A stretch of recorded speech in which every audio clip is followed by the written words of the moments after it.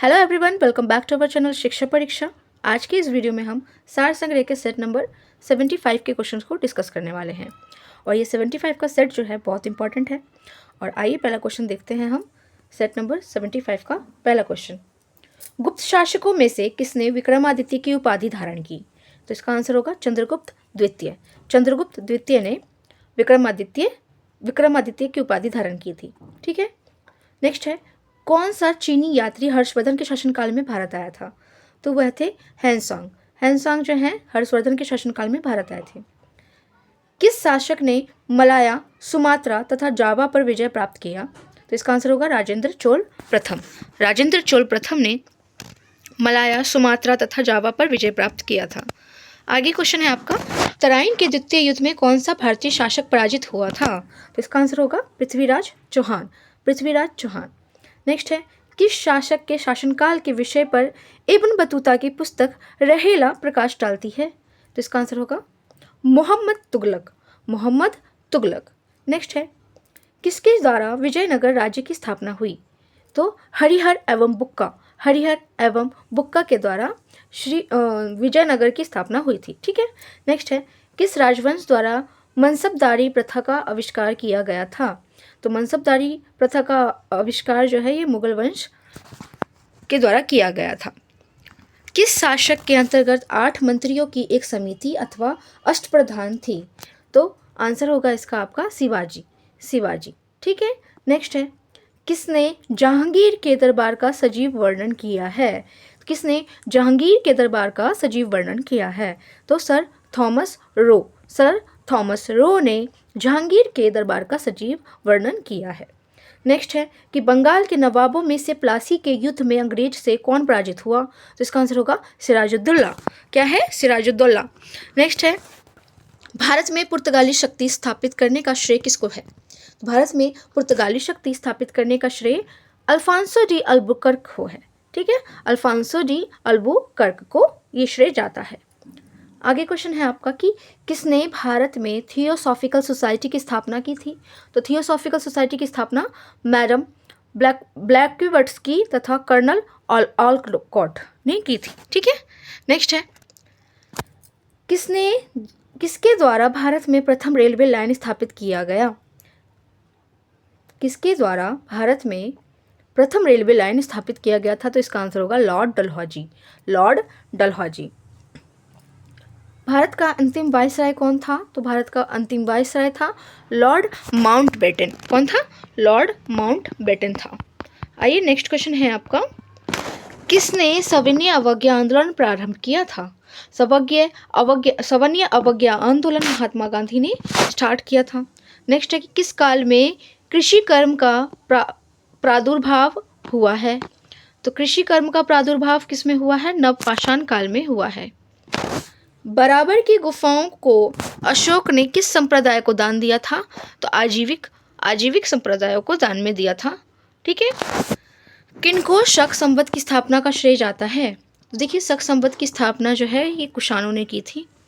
ठीक है, आगे है आपका क्वेश्चन, महापुराणों की संख्या कितनी मानी जाती है? तो महापुराणों की संख्या 18 मानी जाती है।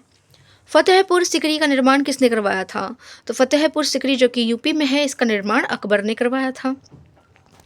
कौन अपने अनुयायियों द्वारा महबूब ए इलाही नाम से जाना जाता था? तो महबूब ए इलाही नाम से शेख निजामुद्दीन औलिया जाने जाते थे। याद रखिएगा, मोस्ट इंपॉर्टेंट क्वेश्चन है कि महबूब ए इलाही के नाम से शेख निजामुद्दीन औलिया जाने जाते हैं। ठीक है, आगे है, किसको कुतुब मीनार संपूर्ण करवाने का श्रेय मिलता है?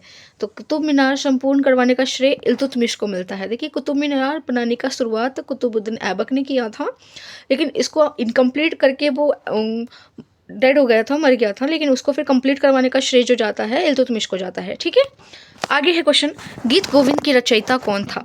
गीत गोविंद का रचयिता है जयदेव।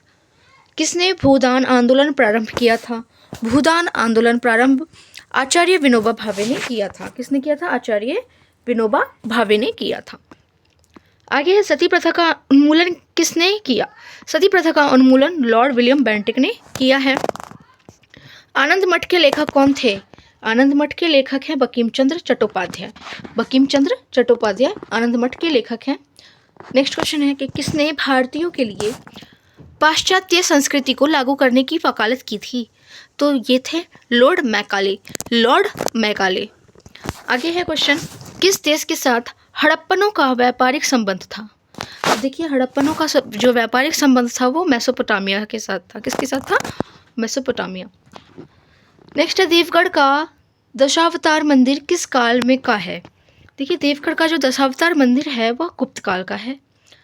नेक्स्ट है पोंग जल विद्युत परियोजना कहाँ स्थित है? ये जो पोंग जल विद्युत परियोजना है ये हिमाचल प्रदेश में स्थित है। नेक्स्ट क्वेश्चन, भारत का सबसे अधिक विस्तृत मैदान कौन है? तो इसका आंसर होगा राजस्थान मैदान। क्वेश्चन है कि भारत का सबसे अधिक विस्तृत मैदान कौन सा है? तो वह है राजस्थान मैदान। आगे क्वेश्चन है आपका, भारत में जूट का सबसे अधिक उत्पादक राज्य कौन सा है? तो भारत में जूट का सबसे अधिक उत्पादक राज्य है पश्चिम बंगाल। नेक्स्ट है भारत में सबसे अधिक विस्तृत क्षेत्र वाला अपवाह तंत्र कौन सा है? तो वह है गंगा नदी तंत्र। ठीक है, गंगा नदी तंत्र जो है भारत में अधिक विस्तृत क्षेत्र वाला अपवाह तंत्र है। नेक्स्ट क्वेश्चन देखिए यहाँ पे, टोडो जनजाति कहाँ निवास करती हैं? ये जो टोडो जनजाति हैं ये कहाँ निवास करती हैं? तमिलनाडु में निवास करती हैं। ये जो जनजातियाँ से रिलेटेड बहुत सारे क्वेश्चंस एग्जाम में देखने को मिला है, तो जनजाति वाले जितने भी हैं क्वेश्चंस वो आप ध्यान में रखिएगा। तो यहाँ पे क्वेश्चन है कि टोडो जनजाति जो है ये कहाँ के निवासी थे? तो ये तमिलनाडु के निवासी थे। ठीक है, आगे है भारत में अधिकतम खनिजीकृत शेल तंत्र कौन सा है? भारत में अधिकतम खनिजीकृत शेल तंत्र जो है ये गोंडवाना है। क्या है? गोंडवाना। नेक्स्ट है किस भारतीय पर्वतीय श्रृंखला के 2 ढलानों पर असमान प्रकार की वनस्पति पाई जाती है? क्वेश्चन एक बार और समझिए कि किस भारतीय पर्वतीय श्रृंखला के 2 ढलानों पर असमान प्रकार की वनस्पति पाई जाती है? तो इसका आंसर होगा अरावली। क्या है? अरावली। नेक्स्ट है कि इलायची की पहाड़ियाँ किस प्रदेश में स्थित हैं? तो इलायची की पहाड़ियाँ जो है वो तमिलनाडु में स्थित हैं। किस प्रदेश में क्षारीय मिट्टी का विस्तार सबसे अधिक है? देखिए क्षारीय मिट्टी का विस्तार जो है वह उत्तर प्रदेश में सबसे अधिक है। उत्तर प्रदेश में किस प्रकार की मिट्टी पाई जा रही है? क्षारीय मिट्टी, याद रखिएगा। ठीक है, बिहार राज्य जो है उसमें किस प्रकार की मिट्टी सबसे ज़्यादा पाई जाती है? तो जलोढ़ मिट्टी सबसे ज़्यादा पाई जाती है। ये भी ध्यान रखने वाली बात है, ध्यान रखिएगा। ठीक है, नेक्स्ट देखिए क्वेश्चन, संसार की सबसे ऊंची इमारत कौन सी है? तो संसार की सबसे ऊंची इमारत है Burj Khalifa. Sachin born to bat the journey of cricket ultimate centurion के लेखक कौन है? क्वेश्चन है कि Sachin born to bat the journey of cricket ultimate centurion के लेखक कौन है? तो ये है खालिद A.H. अंसारी। ठीक है, खालिद A.H. अंसारी हैं। ठीक है, ऑप्शन में सचिन तेंदुलकर का नाम होगा तो प्लीज़ उसको टिक ना करें, क्योंकि ये सचिन से रिलेटेड पुस्तक है, लेकिन इसके जो लेखक हैं वो कोई और हैं, जो कि खालिद A.H. अंसारी हैं। ठीक है, खालिद A.H. अंसारी, याद रखिएगा। नेक्स्ट क्वेश्चन देखिए, कौन सा रसायन भारत की स्वतंत्रता संघर्ष का एक महत्वपूर्ण प्रतीक था? कौन सा रसायन भारत की स्वतंत्रता संघर्ष का एक महत्वपूर्ण प्रतीक था? तो वह था सोडियम क्लोराइड। भाई NaCl, जिसको हम लोग कॉमन सॉल्ट के नाम से जानते हैं। ठीक है, कॉमन सॉल्ट को लेकर के, नमक को लेकर के सत्याग्रह हुए थे ना, तो ये याद रखिएगा। देखिए किस प्रकार से क्वेश्चन घुमा के पूछा गया है। सीधा सीधा नमक का यहाँ पे नाम ले सकता था, लेकिन यहाँ पे सोडियम क्लोराइड का नाम लिया जा रहा है। ठीक है, तो आप क्वेश्चन को समझ के और ऑप्शंस को समझ के ज़रूर आंसर दीजिए, क्योंकि ऑप्शन और क्वेश्चन को नहीं समझिएगा तो फिर आंसर आप नहीं दे पाइएगा। आगे देखिए, नेक्स्ट है, पृथ्वी के करोड़ में सर्वाधिक क्या पाया जाता है? पृथ्वी के करोड़ में सबसे ज़्यादा पाया जाने वाला जो चीज़ है, तत्व है, वो है निकेल और फेरस। ठीक है, निकेल और फेरस। नेक्स्ट है कि कौन सा एशियन हाथी मनुष्य की तरह आवाज़ निकालता है? कौन सा एशियन हाथी मनुष्य की तरह आवाज़ निकालता है? तो वह है कोशिक। कोशिक एक प्रकार का एक एशियन हाथी है जो कि मनुष्य की तरह आवाज़ निकाल सकता है। ठीक है, आगे है कि किस वर्ष में सबसे पहले अंटार्कटिक के ऊपर ओजोन छिद्र की खोज की गई थी? देखिए अंटार्कटिक के ऊपर ओजोन छिद्र की खोज जो की गई थी वो 1984 ईस्वी में की गई थी। नेक्स्ट है कि अहमद भारतीय उपग्रह स्टेशन कोड किस शहर में स्थित था? तो इसका आंसर होगा देहरादून। देहरादून इसका आंसर है। नेक्स्ट है, कौन सी गैस पृथ्वी विकिरण को बहुत अवशोषित करती है? तो पृथ्वी विकिरण को अवशोषित करने वाली जो गैस है वो है कार्बन डाइऑक्साइड। ठीक है, कौन है? कार्बन डाइऑक्साइड है। आगे क्वेश्चन है आपका, एसी और डीसी में बदलने के लिए किसका उपयोग होता है?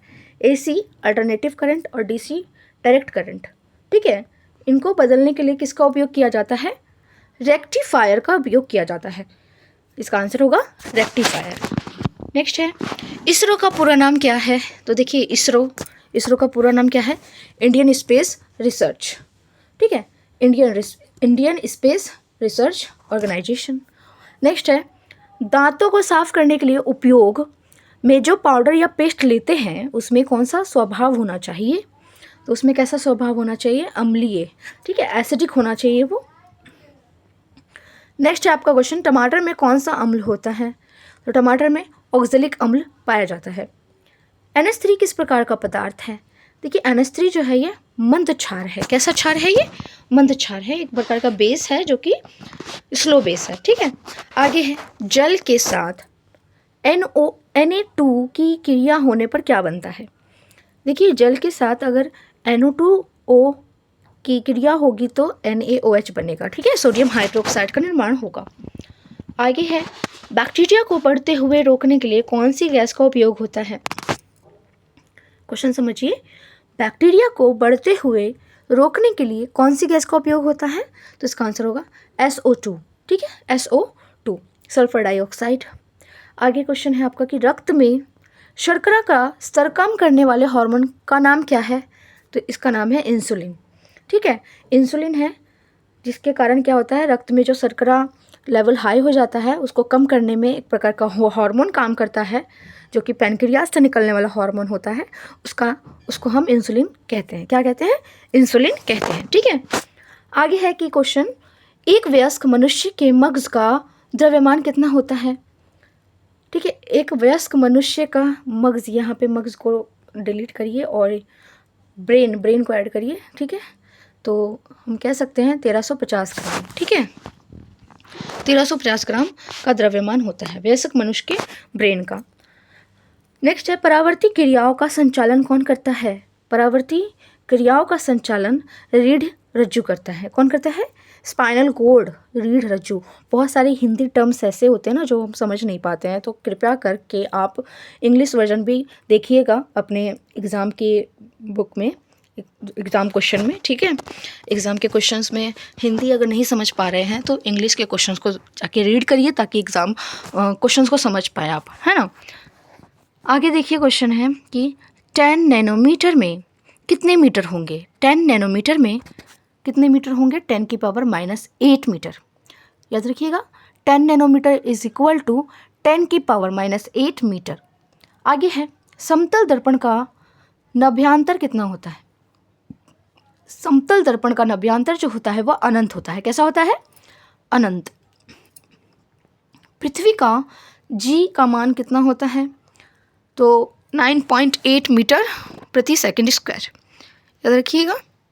नेक्स्ट है, प्रकाश की गति शून्याकाश में कितनी होती है? प्रकाश की गति शून्याकाश में कितनी होती है? 3 × 10 की पावर 8 मीटर प्रति सेकंड। आगे है, 100 डिग्री सेल्सियस किसके बराबर होता है? 100 डिग्री सेल्सियस जो है ये 212 डिग्री फ़ारेनहाइट के बराबर होता है। नेक्स्ट है, उदासीन तार का रंग क्या होता है? तो उदासीन तार का रंग होता है काला। तो इसी के साथ ये वाला सेट नंबर 75 है हमने कंप्लीट कर लिया है। बहुत सारे क्वेश्चन देख रहे होंगे आप किस प्रकार से पूछे गए हैं, और कन्फ्यूजिंग वाले क्वेश्चंस भी थे बहुत सारे। तो आप समझने की कोशिश कीजिए क्वेश्चंस को और साथ में ऑप्शन को भी, क्योंकि विदाउट ऑप्शन आप टिक नहीं कर पाएंगे कि किस प्रकार का आंसर हमें टिक करना है। ठीक है, तो ऐसी ही और वीडियोस की जानकारी के लिए अपने दोस्तों के साथ ज़रूर शेयर करें और लाइक करें, सब्सक्राइब करें। Thank you.